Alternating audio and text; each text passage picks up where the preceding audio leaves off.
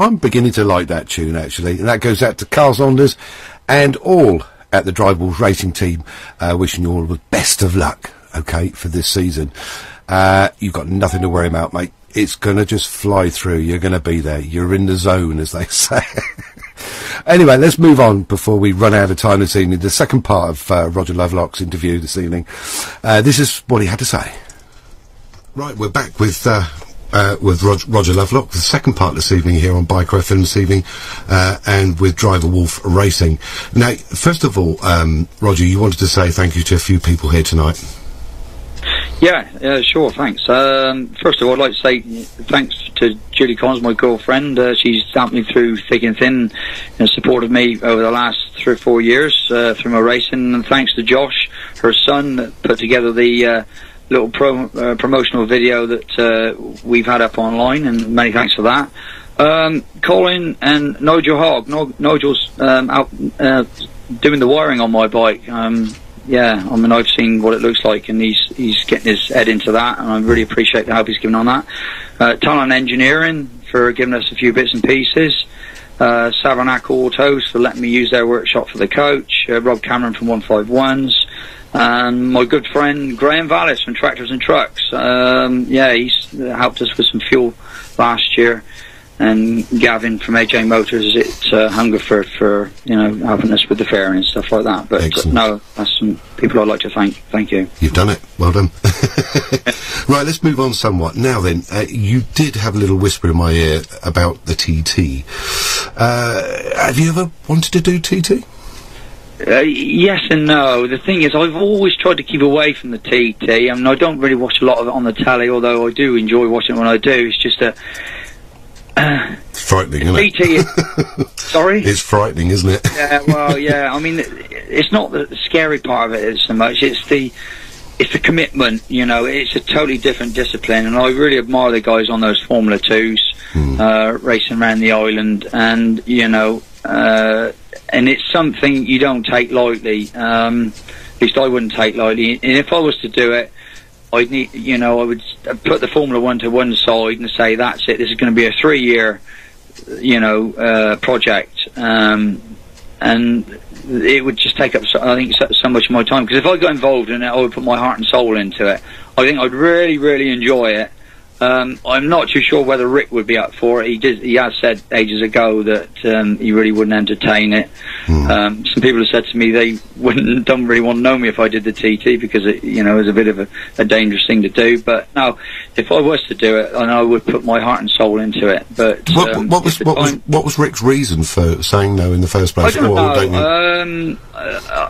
He didn't really give me a reason. I didn't want to pry into that. No, of course not. Maybe because of Aussie. I really don't know. He's obviously got his reasons for it. But if the opportunity was there, if I could get a bike and, you know, and the circumstances right, then I would give it a go. I mean, I would love to have a go at it, but things would all have to slot into place. It's not just as simple as it. No. I do the TT, I'm going to go and do it. It's not as simple as that. Not for me anyway. Massive amounts of preparation. I do take me out. I mean, there's a friend of mine who's just gone and done the TT, and I'm really envious of them. But no, for me to do it, I'd have to put everything in place. It's a brilliant track, I've got to say. Awesome. The TT is just a unique in its own right, isn't it? And it's coming on leaps and bounds. What's your favourite track, or what track do you prefer, or what track would you love to do? My favourite track in the UK is got to be Brands Hatch, the Grand Prix circuit. I think it's an old track, and ever since I've been on it from day one, the first time I ran around it, I think it's a pretty awesome circuit. I think the new Silverstone circuit's pretty good too. I really enjoy that in these last couple of years.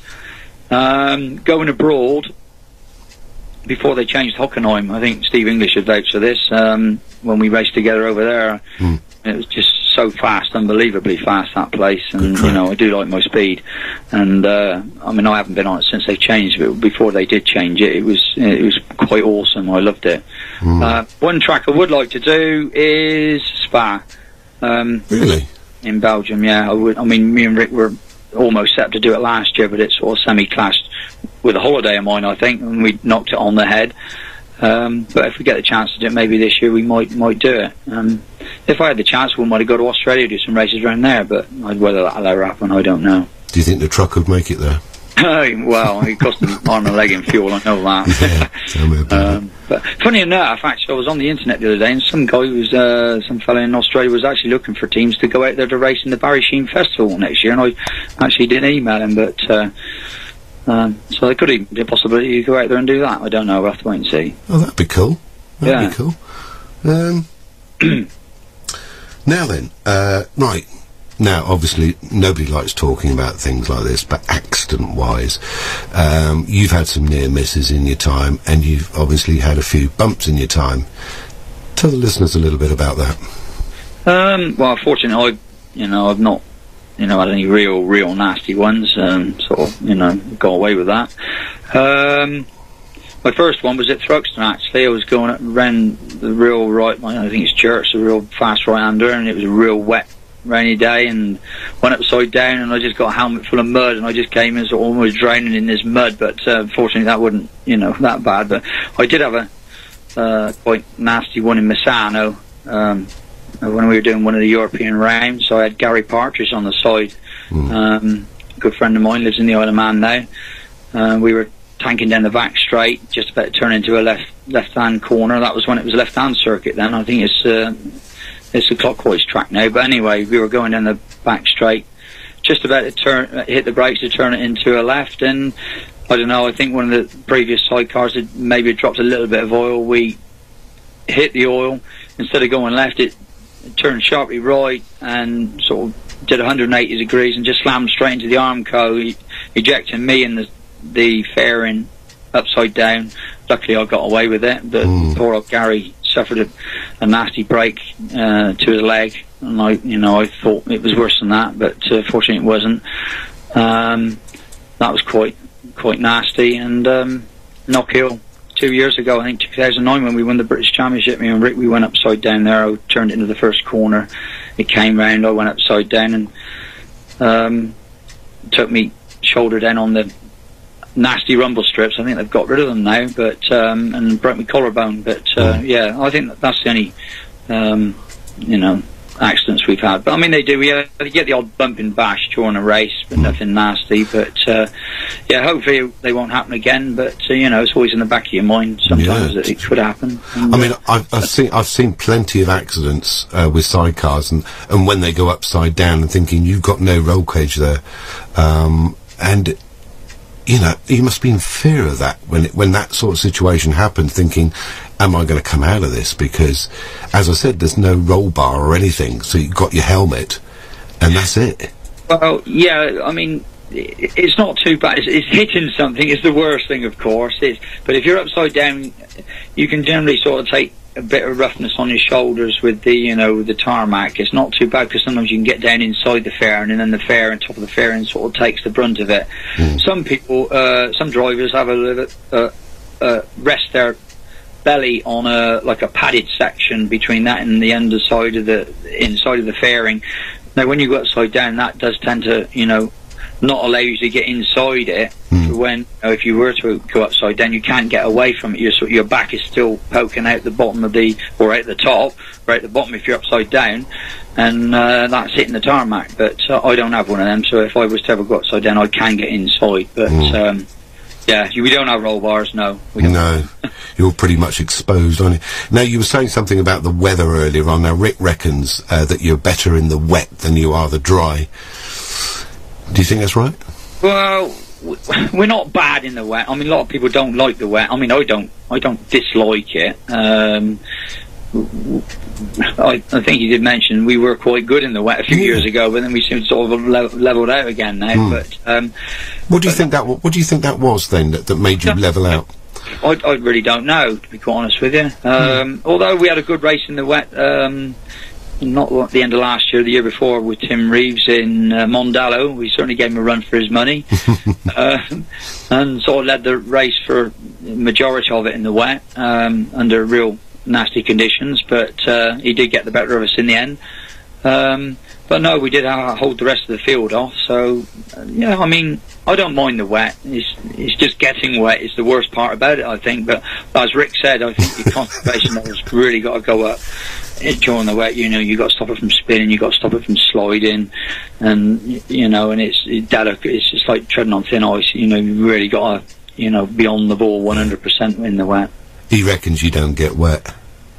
Most toes do. He says the passenger always gets soaked, but the driver never does. The coat and the gloves get wet now. No, actually, it's quite surprisingly, I don't get that wet. It's only when you actually sort of get out the bike and all the water in your boots actually run to you down the bottom. You think, oh, my feet are wet now. But no, poor Rick, they do take a battering with the weather on the back. But you know, that's their problem, not mine. Oh, brilliant! And now, have you yourself ever been a passenger? I've done a couple of passenger. I did. Yes, I did. I raced at Pembury once on back at Jerry Martin. Going back about 8 years, I think, and didn't really enjoy it that much because I tend to being on the back as a passenger. You want to sort of drive it, and you think, come on, crack the throttle open here and brake here, and you know, you're sort of trying to drive it at the same time. But no, I was concentrating too much on that rather than concentrating on the passenger, and I was forgetting to get out for less, and braking's got it all completely wrong, and I thought, this is not for me. I made a complete cock up of all of it, really. So I'll leave that to Rick, but you know, fair play to him. I really take me out after the guys that do it. You know, they're a breed in their own, really. And well, it's preempting, isn't it? It's preempting what the driver's going to do or how he's going to tackle a corner. And I think by watching your promo and various races that you've done, I think Rick is an absolute pro at that. He just reads what you're doing and the road at the same time. And I just take my hat off to him. I couldn't do that, I don't think. Anyway, the thing wouldn't go forward with me on the back anyway, so it's pretty pointless. But you certainly wouldn't be getting me on the back of one of those things. I think it's just ludicrous. Me and Rick, I mean, I don't know, we don't really have a plan of action or anything like that, and we just go out and do it. I mean, it just sort of slotted, well, touch wood, it always has done, or, you know, just slotted into place. He, you know, I just leave him to get on and do his job, he just leaves me to get on and do my job, and, you know, and, I don't very rarely check that he's there. Sometimes if we have a bit of a, you know, I might have had a bash, or, you know, I might have take evasive action for something, I thought, well, he could have been leaning somewhere else then, you know, on the other side, and I could have chucked him out, and I do check to see if he's still there. But like at Brands Action, you see him on the promo video on that, we had to take evasive action from a spinning sidecar, and because he was leaning on one side of the bike, and I quickly, you know, twitched the bike the other way, it just chucked him out. Oh, I saw that, yeah. Fair play to him. He ran down the hill at Druids and climbed back on the bike. But no, I've got 100% trust in Rick. I mean, if we have issues with handling with the bike, you know, if I say to him, I want a bit more grip on the front here, I'm struggling here, or can you do this? You know, he'll accommodate, and he says to me sometimes, well, perhaps you could take that corner there a bit more. But generally, we just go out there and race the bike and do our stuff, really. And so much so, you became British champion 2012. Pretty impressive, mate, to be fair. And so what's your expectations for this year, for 2013 season? Well, ideally, we want to try and get this BMW running right. I'm not expecting it to fall into place straight away, although it would be nice if it did. We'll try our damnedest to, you know, get it sorted and going as quick as we possibly can, as soon as possible. But yeah, I mean, we're out there to defend the title and hopefully win it again. But whether that'll be the case, I don't know. But yeah, I mean, it's a new challenge for us. I mean, we were, like Rick said in the other interview, we were in an old 2006 Suzuki. It was getting long in the tooth. You know, I didn't really want to go back out on the track. We could have done, you know, but I didn't really want to go back out on the track again, running the same circuits with the same machinery. Nothing changed from last year. I'm always up for a challenge, something different. And it was either that or possibly a Kawasaki.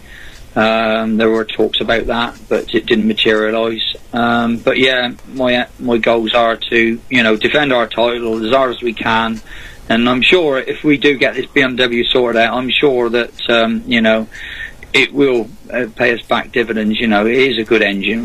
You know, they are. I mean, York Steinhausen's went well on one last year, and he was certainly getting it all sorted out. And I think if we get it sorted out, I'd like to think that we could be up there, you know, winning again. Possibly. Yeah, I think probably I mean, I don't know about, it's like Formula 1 car, Grand Prix, isn't it? It's like, with a new engine, new subframe and things like this. I mean, testing is paramount, of course, but, at the end of the day, the first race, you want to see how it handles in a race situation. So do you think that the first race of the year is going to be just to see how it goes and then progress from there, or are you just going to go the hell for leather? Well, we will be trying to push it. We want to get as much ironed out as we possibly can before we go. We really haven't got time to go testing on it. It's going to be a suck it and see at the circuit. Okay, we will go for a dyno run to get the engine running to its optimum. What is the brake horsepower of that one, by the way?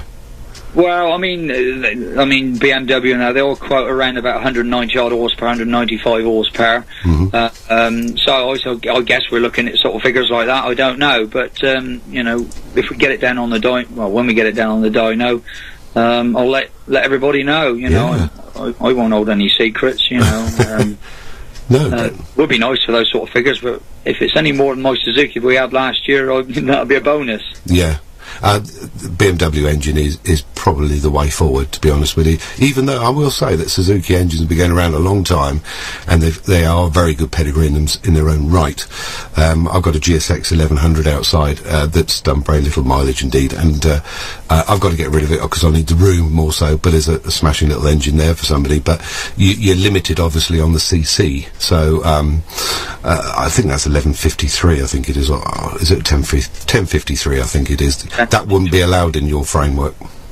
No, our maximum CC we can have is 1000 CC. We used to use going back a few years, we used to use the GSX-R 1100 engines, which were, like you said, 1053 or 1074 or something like that.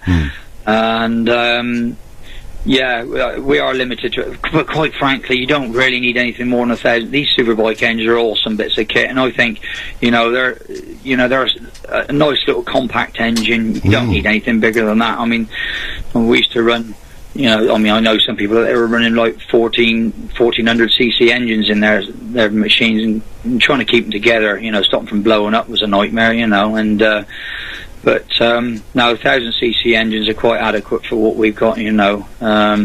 Like I said, nearly 200 horsepower out of a 1000 cc engine. What more do you want, really? Exactly. I mean, they obviously over the years they're probably going to develop more engines. It's going to be 200, 205 horsepower and so forth. And quite frankly, move along with the times with the 1000 cc engine. Why do we want bigger engines?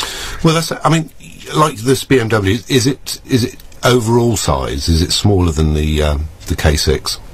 I think physically the whole cubic centimetres of it is probably about the same. I've looked at them side by side. It's actually shorter, but it's slightly fatter.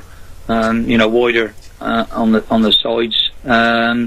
But yeah, I think it's actually around about 1.5 inches. From front to the back of the engine, it's actually about 1.5 inches shorter. So we've actually moved our engine forward slightly in the chassis to accommodate that, which is a bit of a bonus, really. Yeah, I think it probably might be slightly heavier than the Suzuki. I don't know. I probably might weigh the other spare engine. Really? The other one, but like I say, the only disadvantage is the airbox sticking at the top, which might impede Rick's movement on the back, really, where he sort of clambers over to give me a bit more weight at the front. But hopefully it won't be an issue. But well, I don't know how BMW do it with their engines, because when I rode this K16, I couldn't believe how small the engine was. The displacement on it for a start, it was just small, and they've managed to bang 6 cylinders in there, and I think, it's really incredible how they've done it. Their engineering department is fantastic, and pray it continue, to be honest. Well, yeah, before they put anything out on the market, the Germans, the BMW lot, I mean, they make sure they get it right, don't they? I mean, they don't want any problems with stuff. No, they've got a reputation. Their engineering is second to none. Yeah. Now then, Last one. Now, I know Rick sort of mentioned last week about your sponsors. Is there any sponsors that Rick forgot about? No, I think he mentioned pretty much everybody, really. I mean, you know, thanks to certainly David Laxton. He came over the other day and I had a nice chat with him. He's put some support in, and CarQuest, Chris. And really thank you to everybody, you know, that's put their support, you know, to us. I mean, I put a little bit in from my business and so forth, and Rick does from RDS domestic appliances, you know, and his mum and dad really appreciate all the support. And my old man in Spain, he dips his hand in his pocket now and then, you know. He's coming over on Monday, I think, to support us down at Brands Hatch, and Thruxton coming over from Spain. He probably wish he hadn't when he sees the weather over here, but there again, you know. But no, thanks to everybody, really. We really do appreciate it. But if anybody wants to get on board, you know, just get in touch. Well, I'm going to try and be there myself at Brands. It's the week after Easter, the first one of the year. Yeah. Looking forward to it. Yeah, I'm looking forward to it. Yeah, as long as the weather perks up a bit. Yeah, that wants to change big time, doesn't it? I'm thinking last year, all the races we had last year, we only had one wet race. I couldn't believe it. All that rain we had last year, we only had that one wet race, that second race at Brands Hatch. And, yeah, I don't know whether that's going to be the same this year, but fingers crossed, eh? You'll be all right. You'll be okay. I'm sure of it. Right. Everybody's in the same boat, that's what they say, and there's no difference. And it will be probably a boat with paddles. But no, it's been an absolute pleasure talking to you tonight, Roger. Thanks once again taking your time up to talk to Biker FM this evening, and more so than me. And we'll look forward to it with great interest of your progress during the season. And long may it continue. And I will hopefully see you there. After Easter. Certainly look forward to seeing you there, yeah. Thanks once again. Yeah, you're welcome. Cheers, Roger. Take care. Yeah, and you. Bye-bye.